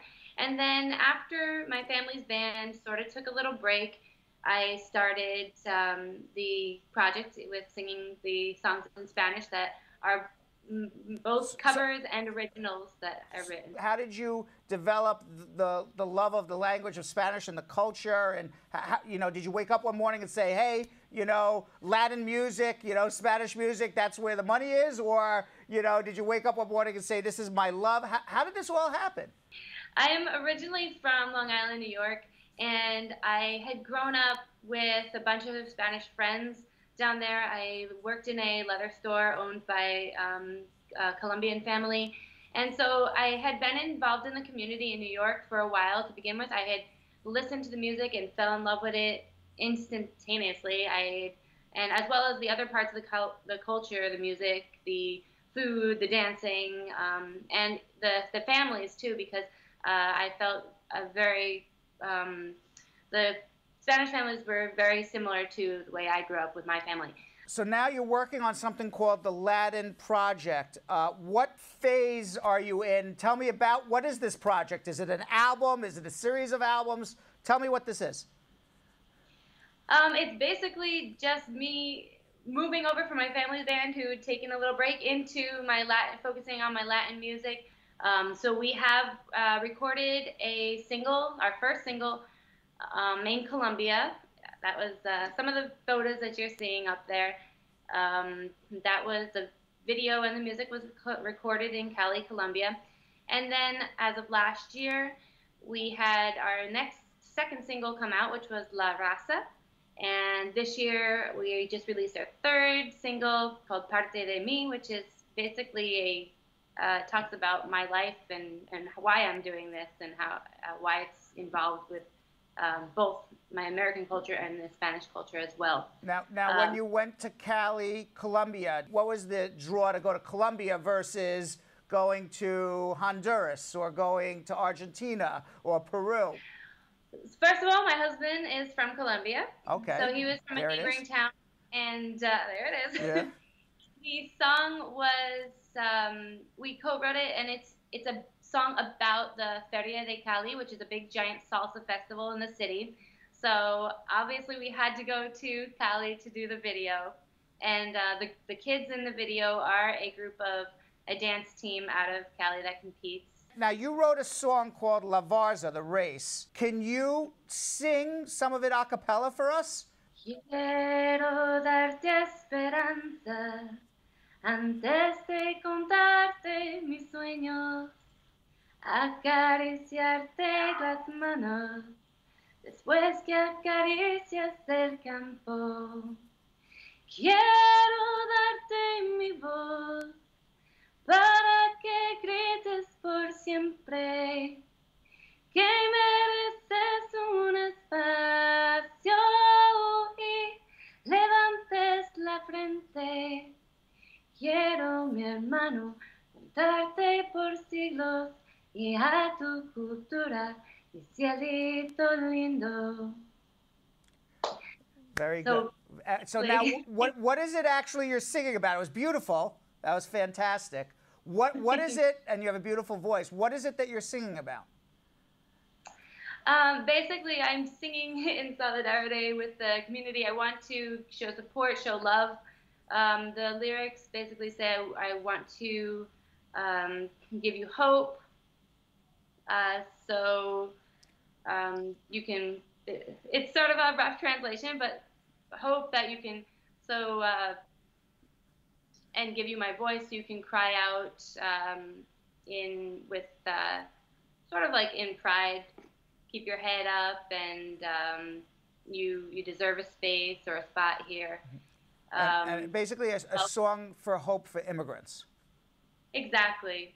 And the lyrics also say, like, you're welcome into my home, into my life. Why did you feel that this was an important topic for you as a Caucasian, white, American-born citizen of the United States to sing about? It's always been a kind of a big thing for me since I was a teenager, because I had a lot of friends where I grew up who they either were here escaping from some sort of gang threat, and others who were trying to help family members, their mothers and their sisters back home. And I always looked at it, even though a lot of people looked at it in a way that, maybe they shouldn't be here, I always looked at it in a way that, how can that be how can you condemn somebody that's here for, for someone else? They're not, it's a selfless act in one way, trying to take care of someone else. How has the Latin American community, I mean, you're basically an outsider, how have they embraced your songs and your lyrics? Has there been a positive, or has there been some negative things saying, who's this woman singing about immigration? She's never lived it. How dare she, co-opt my life and my struggles? What kind of reaction have you gotten? I guess positive and negative, or mostly positive? I mean, I would think it would be positive, but you never know. I have to say I've really not gotten almost zero negative. Of course, that's a little bit. Everybody does. But it was something I was actually worried about to begin with, because I was like, the whole appropriation concept and everything, and I was not sure. I was like, how much should I push this? I don't want to look like I'm, trying to be, I don't know, all up in the spotlight or something. Right. But the reaction has been really, really, really positive, and I've gained a lot of good relationships and friendships through this, and I'm very, very, very happy and honored and humbled. Is there any other song you would like to sing a cappella for us? Other song that you love, and tell us a little bit about it quickly before we let you go? In an original Spanish or in English? Original in Spanish. Original in Spanish. All right. Well, the ones with the video, they're from Cali. It goes, así es como se siente, se goza, así es como se prende la cosa. Somos la alegría, en masas que nota estar aquí, en la capital de la salsa. Before I let you leave, and thank you very much for coming on our show, and thank you very much for watching and being an avid viewer. I appreciate it. Do you have an American dream? We always ask everybody. My American dream is to be a role model for both my kids and the world, to make culture a really big part of their life and my life, to be deeply rooted and involved in community has always been a big one for my family. Well, Brittany Santacroce, congratulations. Best of luck on your career and the upcoming albums. Congratulations. When you win your Grammy, please remember us and come back. Thank you. All right, take care. She has a beautiful voice, doesn't she? She has I really thought that she had a beautiful voice. And I love that she actually kind of had the guts to just go a cappella on a Skype interview. I don't feel like that's without easy. Any preparation. Right. Like, hey, will you sing for us? She didn't know she was going to sing. No, I don't think. I said, why not? Let her sing. She's a singer, right? I think that's awesome. Yeah. Go ahead. All right, so what do we got in social media check-in? We have a few more questions? Yes, we do. Sophia says, I know someone who works in the U.S. who has a son in the U.S. who filed taxes. Can he file for an adjustment of status? Yes. Terry says, if you have an I-10 number and you do taxes with the W-7, are you going to get back returns? No. Dornette says, when you applied for citizenship, how long does it take? 9 months. Fast. I got a long one. I got one Okay, more. one more. It's an opinion question. Opinion question. Dana says the Trump administration is creating an office within the agency that grants U.S. citizenship to root out fraudsters and have their citizenship taken away for people who are suspected of fraud. According to USCIS, the effort involves a new office in Southern California that's going to review cases and then refer them to the Justice Department, which will then be able to pursue denaturalization against citizens. What's your view on it, Mr. Brad? I don't know about that. That's the first I'm hearing about it. Denaturalization. I know about denaturalization. I don't Yeah. know about the special office. Yeah. The denaturalization laws have always been in place. Whether or not there was ever a special office investigating, looking for fraud, all I can tell you is the denaturalization process is a very long, involved process, and it has to go through a federal court judge, and that's a process in of itself of 2-3 year process. And then even if you're found to have lost your citizenship, there's an appeal process to the circuit courts. So the denaturalization process can take 5, 6, 7 years and cost the U.S. government hundreds and hundreds, if not millions of dollars in expenses and fees and time. So I don't know how many they're actually going to be able to do. Okay. Off the top of my head. Especially considering how lengthy that process Correct. is. It's a lengthy process, and it would be clogging up the courts. So unless they're very serious cases of fraud, it's not really gonna. I don't think so, but who knows? Who knows? All right. So we sent the day we sent Belgium Kim to Brooklyn. Yeah. We sent Jonathan Yo-Yo Elias to Queens. We're taking over the boroughs. We're taking over the boroughs. And we sent him on the number 7 train. Yeah. Okay, now the number 7 train, for those of you who know Queens and the New York subway, goes through almost every ethnic neighborhood in Queens. Yeah. Right? It is a smorgasbord of ethnic foods and smells, and from stop to stop to stop, it's a different culture and a different group. So it's a tour de world on a train. Correct. Okay. So we sent him on the number 7 train here in New York, also known, it's called the International Express. Because the line goes through a selection of the borough's most ethnically diverse neighborhoods, where you'll discover just about any cuisine you're craving and hear locals speak more than 100 languages. So we sent Jonathan out with Muta Ali the other day. Checked out Daisy's Italian restaurant in Sunnyside, Queens. Let's watch.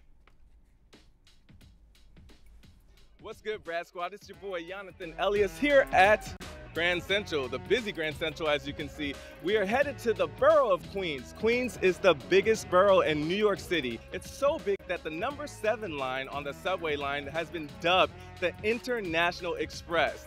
And it's also been a corridor of immigration since the subway opened in 1913. What I'm gonna do today is take you on an international food tour. Why? Because I like to eat, and I'm gonna show you how well I could do it. All right, y'all, let's go.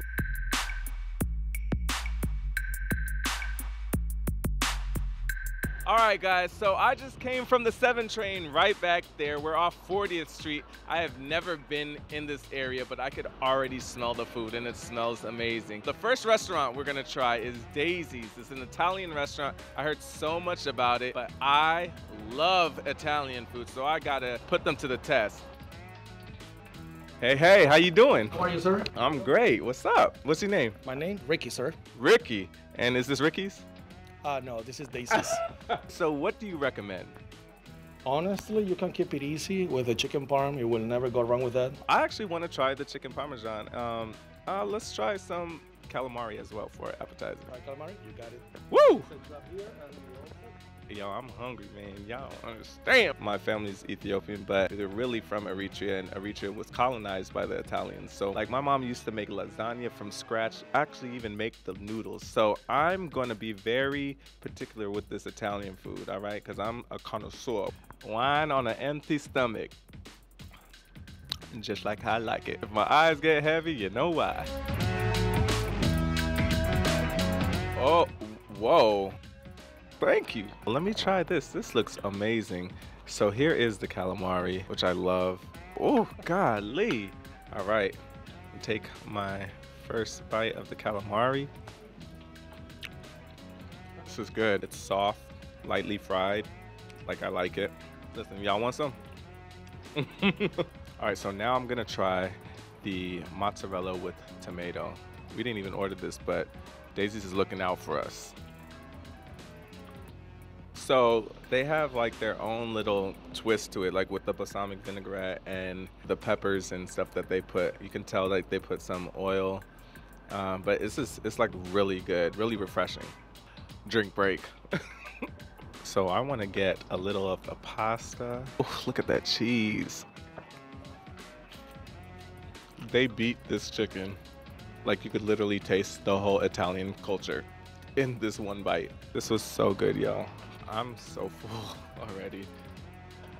Hey, hello, how are you? How are you? How are you doing? I thoroughly enjoyed everything. I wanted to tell everybody, like literally, I know you probably can't tell what I got. Right, yeah, I was gonna say, what did you have there? Right.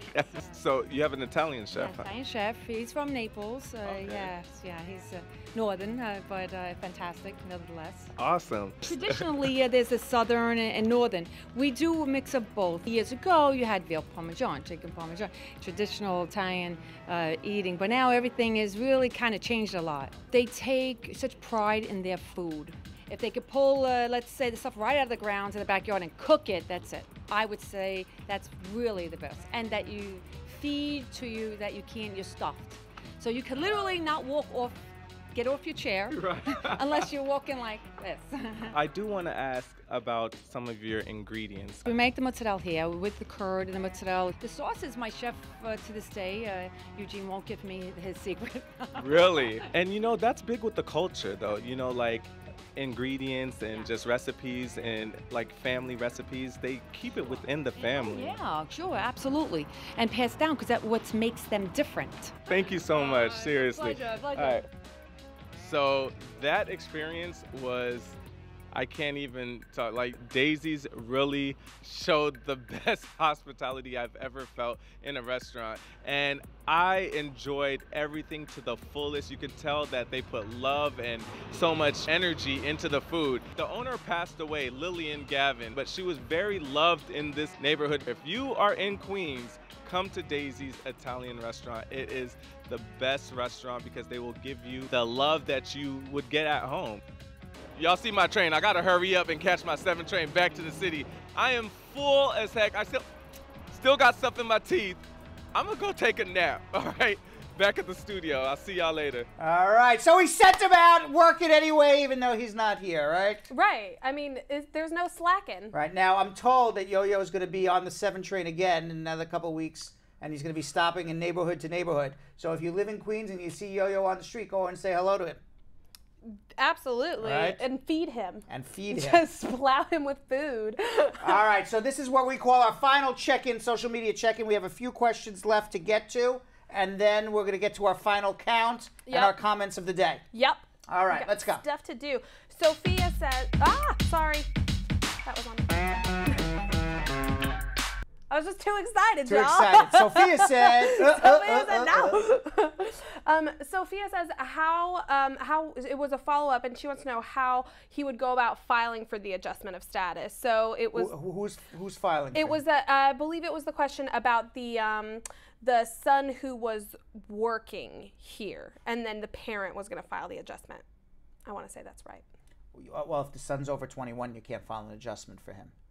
I assume that the son was getting married, or the son's under 21, or the son is filing for the parent. No, I don't feel like it was the son filing for the parent. I feel like the son was working. Okay, if the parent is filing for a son over the age of 21, there is no adjustment. I take back the answer. Well, I know you didn't give the wrong answer, so I'm certain that it's more likely that I don't have the proper follow-up question. All right, so ask Sophia. him for Sophia, give the proper follow-up. Yep. Anne-Marie says, if I'm a resident and I want to marry a man who lives in another country, could my 17-year-old, almost 18-year-old file for him as a step-parent because she's living at home? No, because you can't file for a step-parent until you're 21. But if you were to marry him before the child turned 18, and then the child turns 21, yes, the child would be able to file for him as a step-parent. Gina Lynn says, could you explain more about EB3 unskilled workers in the Philippines? I'm interested in immigrating to the United States. Unskilled workers in the Philippines right now Those who started on January 1st, 2017 are getting green cards. Unskilled workers are basically your household workers. So your nannies, your housekeepers, people who are coming to work in somebody's home generally is your unskilled worker category. It is not a long wait. It is, I don't know, maybe 2-year wait.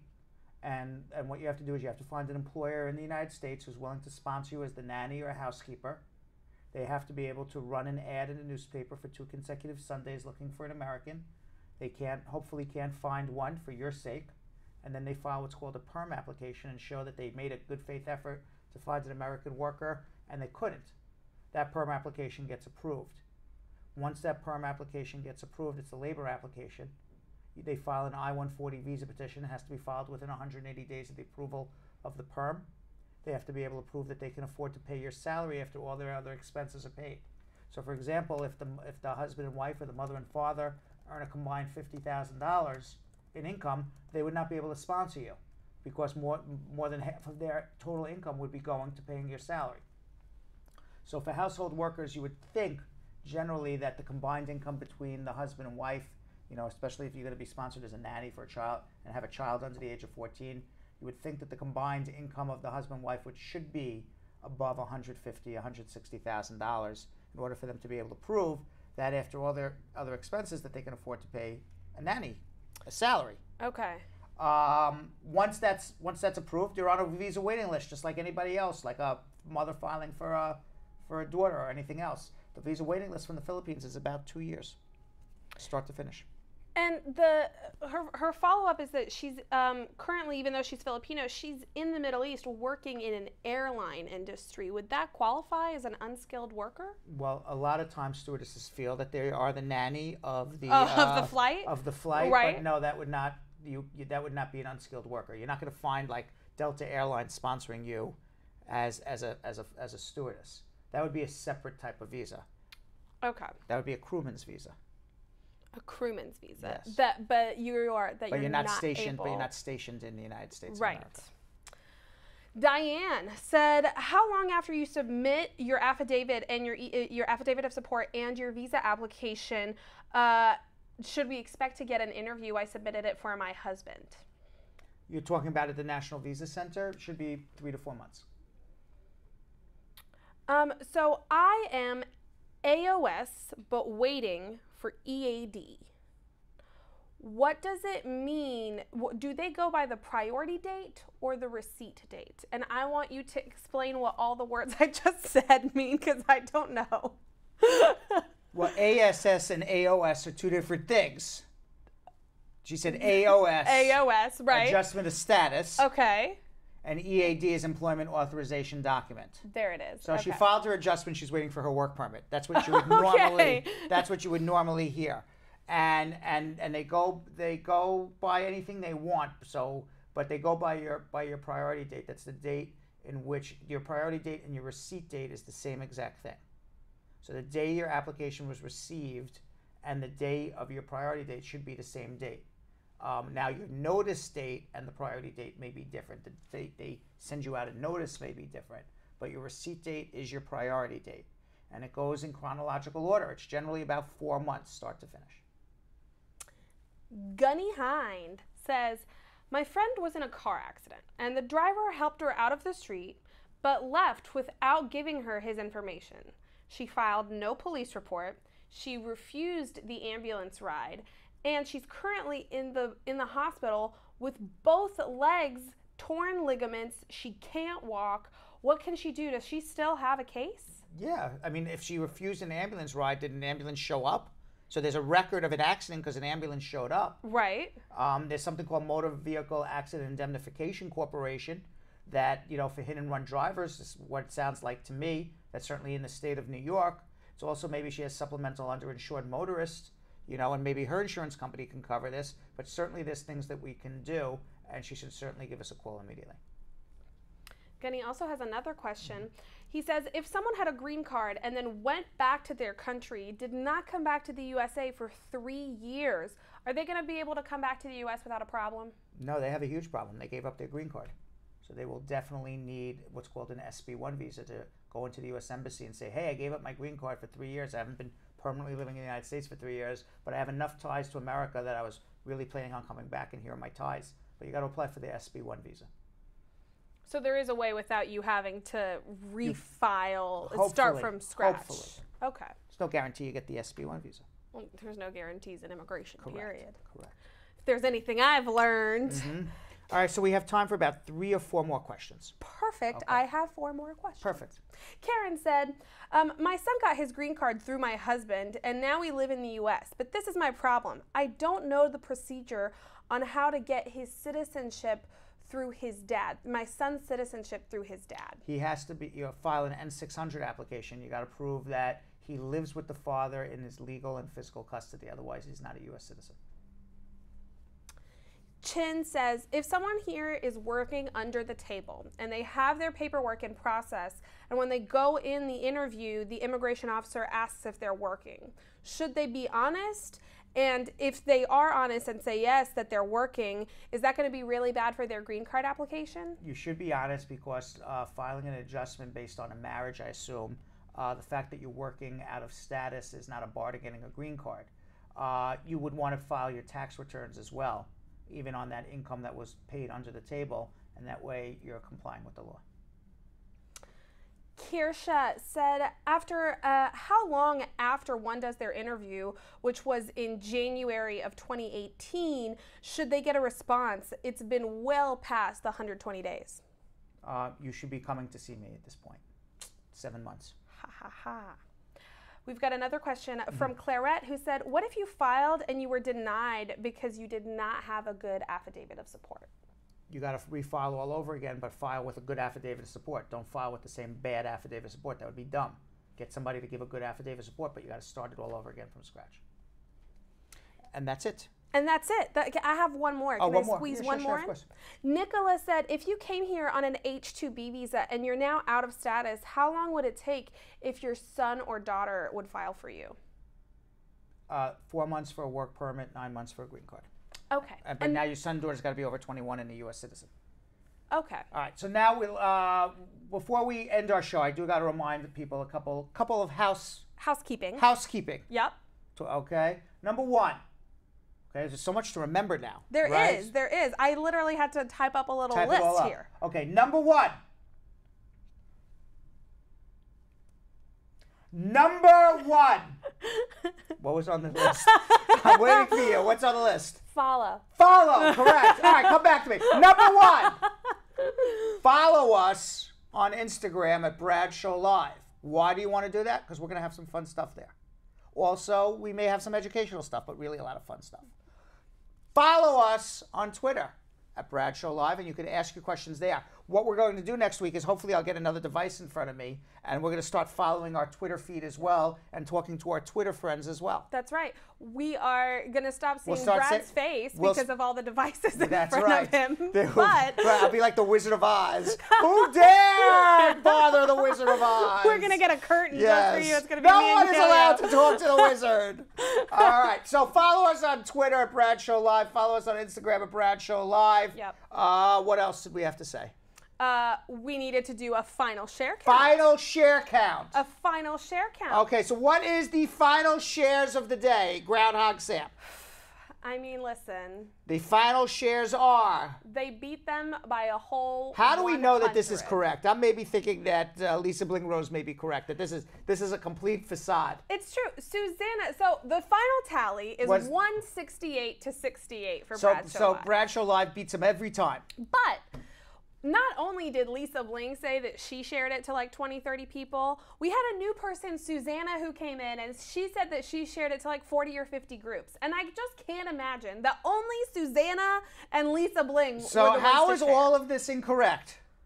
I don't. Only the Facebook gods know. I was just about to say. Well, we just follow what Facebook tells us. Yeah. But only the Facebook gods know why something is wrong. We only get so much of a peek behind the curtain. Something is wrong somewhere. We don't know, but according to Facebook, the final tally is 168 to 68. Sorry, we just go by what Facebook says. Sorry, Spar and Bernstein. Bradshaw Live wins again. It's disheartening. Disheartening. It's incredibly very disheartening. Incredibly. All right, and finally, we have the comments of the day. Comment of the day is in celebration of Father's Day. Yes. It's from Dane, and Dane said, happy Father's Day, Brad. You've been a father to us all. More blessings to you and your team. Very nice. That was very nice. Aww. 2 very nice comments of the day in a row. Yesterday was also very nice. I know. My personal favorite comment, which I realize is was a comment of the day worthy, but honorable mention definitely, was Marge Higgs saying that she felt like I deserved a 75% raise for talking to John Travolta. Negotiation begins now. Thank you, Grandma. All right, so everybody, if you're celebrating Father's Day either with your father or you are a father yourself or a future father, happy Father's Day to you all. Have a safe weekend. It's going to be beautiful here, at least in the New York area. Yes. I hope it's beautiful wherever you are as well. We will see you all back Monday. Have a beautiful weekend, everybody. See you Monday.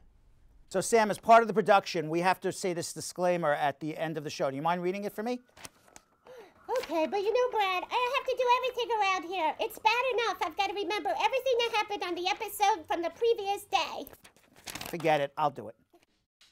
The proceeding was information only and not specific legal advice. Consult an attorney about your individual situation. Prior successful results do not guarantee a similar outcome in the future. To make an appointment with the Spar and Bernstein law firm located at 225 Broadway in New York City, call 1-800-529-5465. That's 1-800-529-5465. Easy to remember, 1-800-LAW-LINK. That's 1-800-LAWLINK.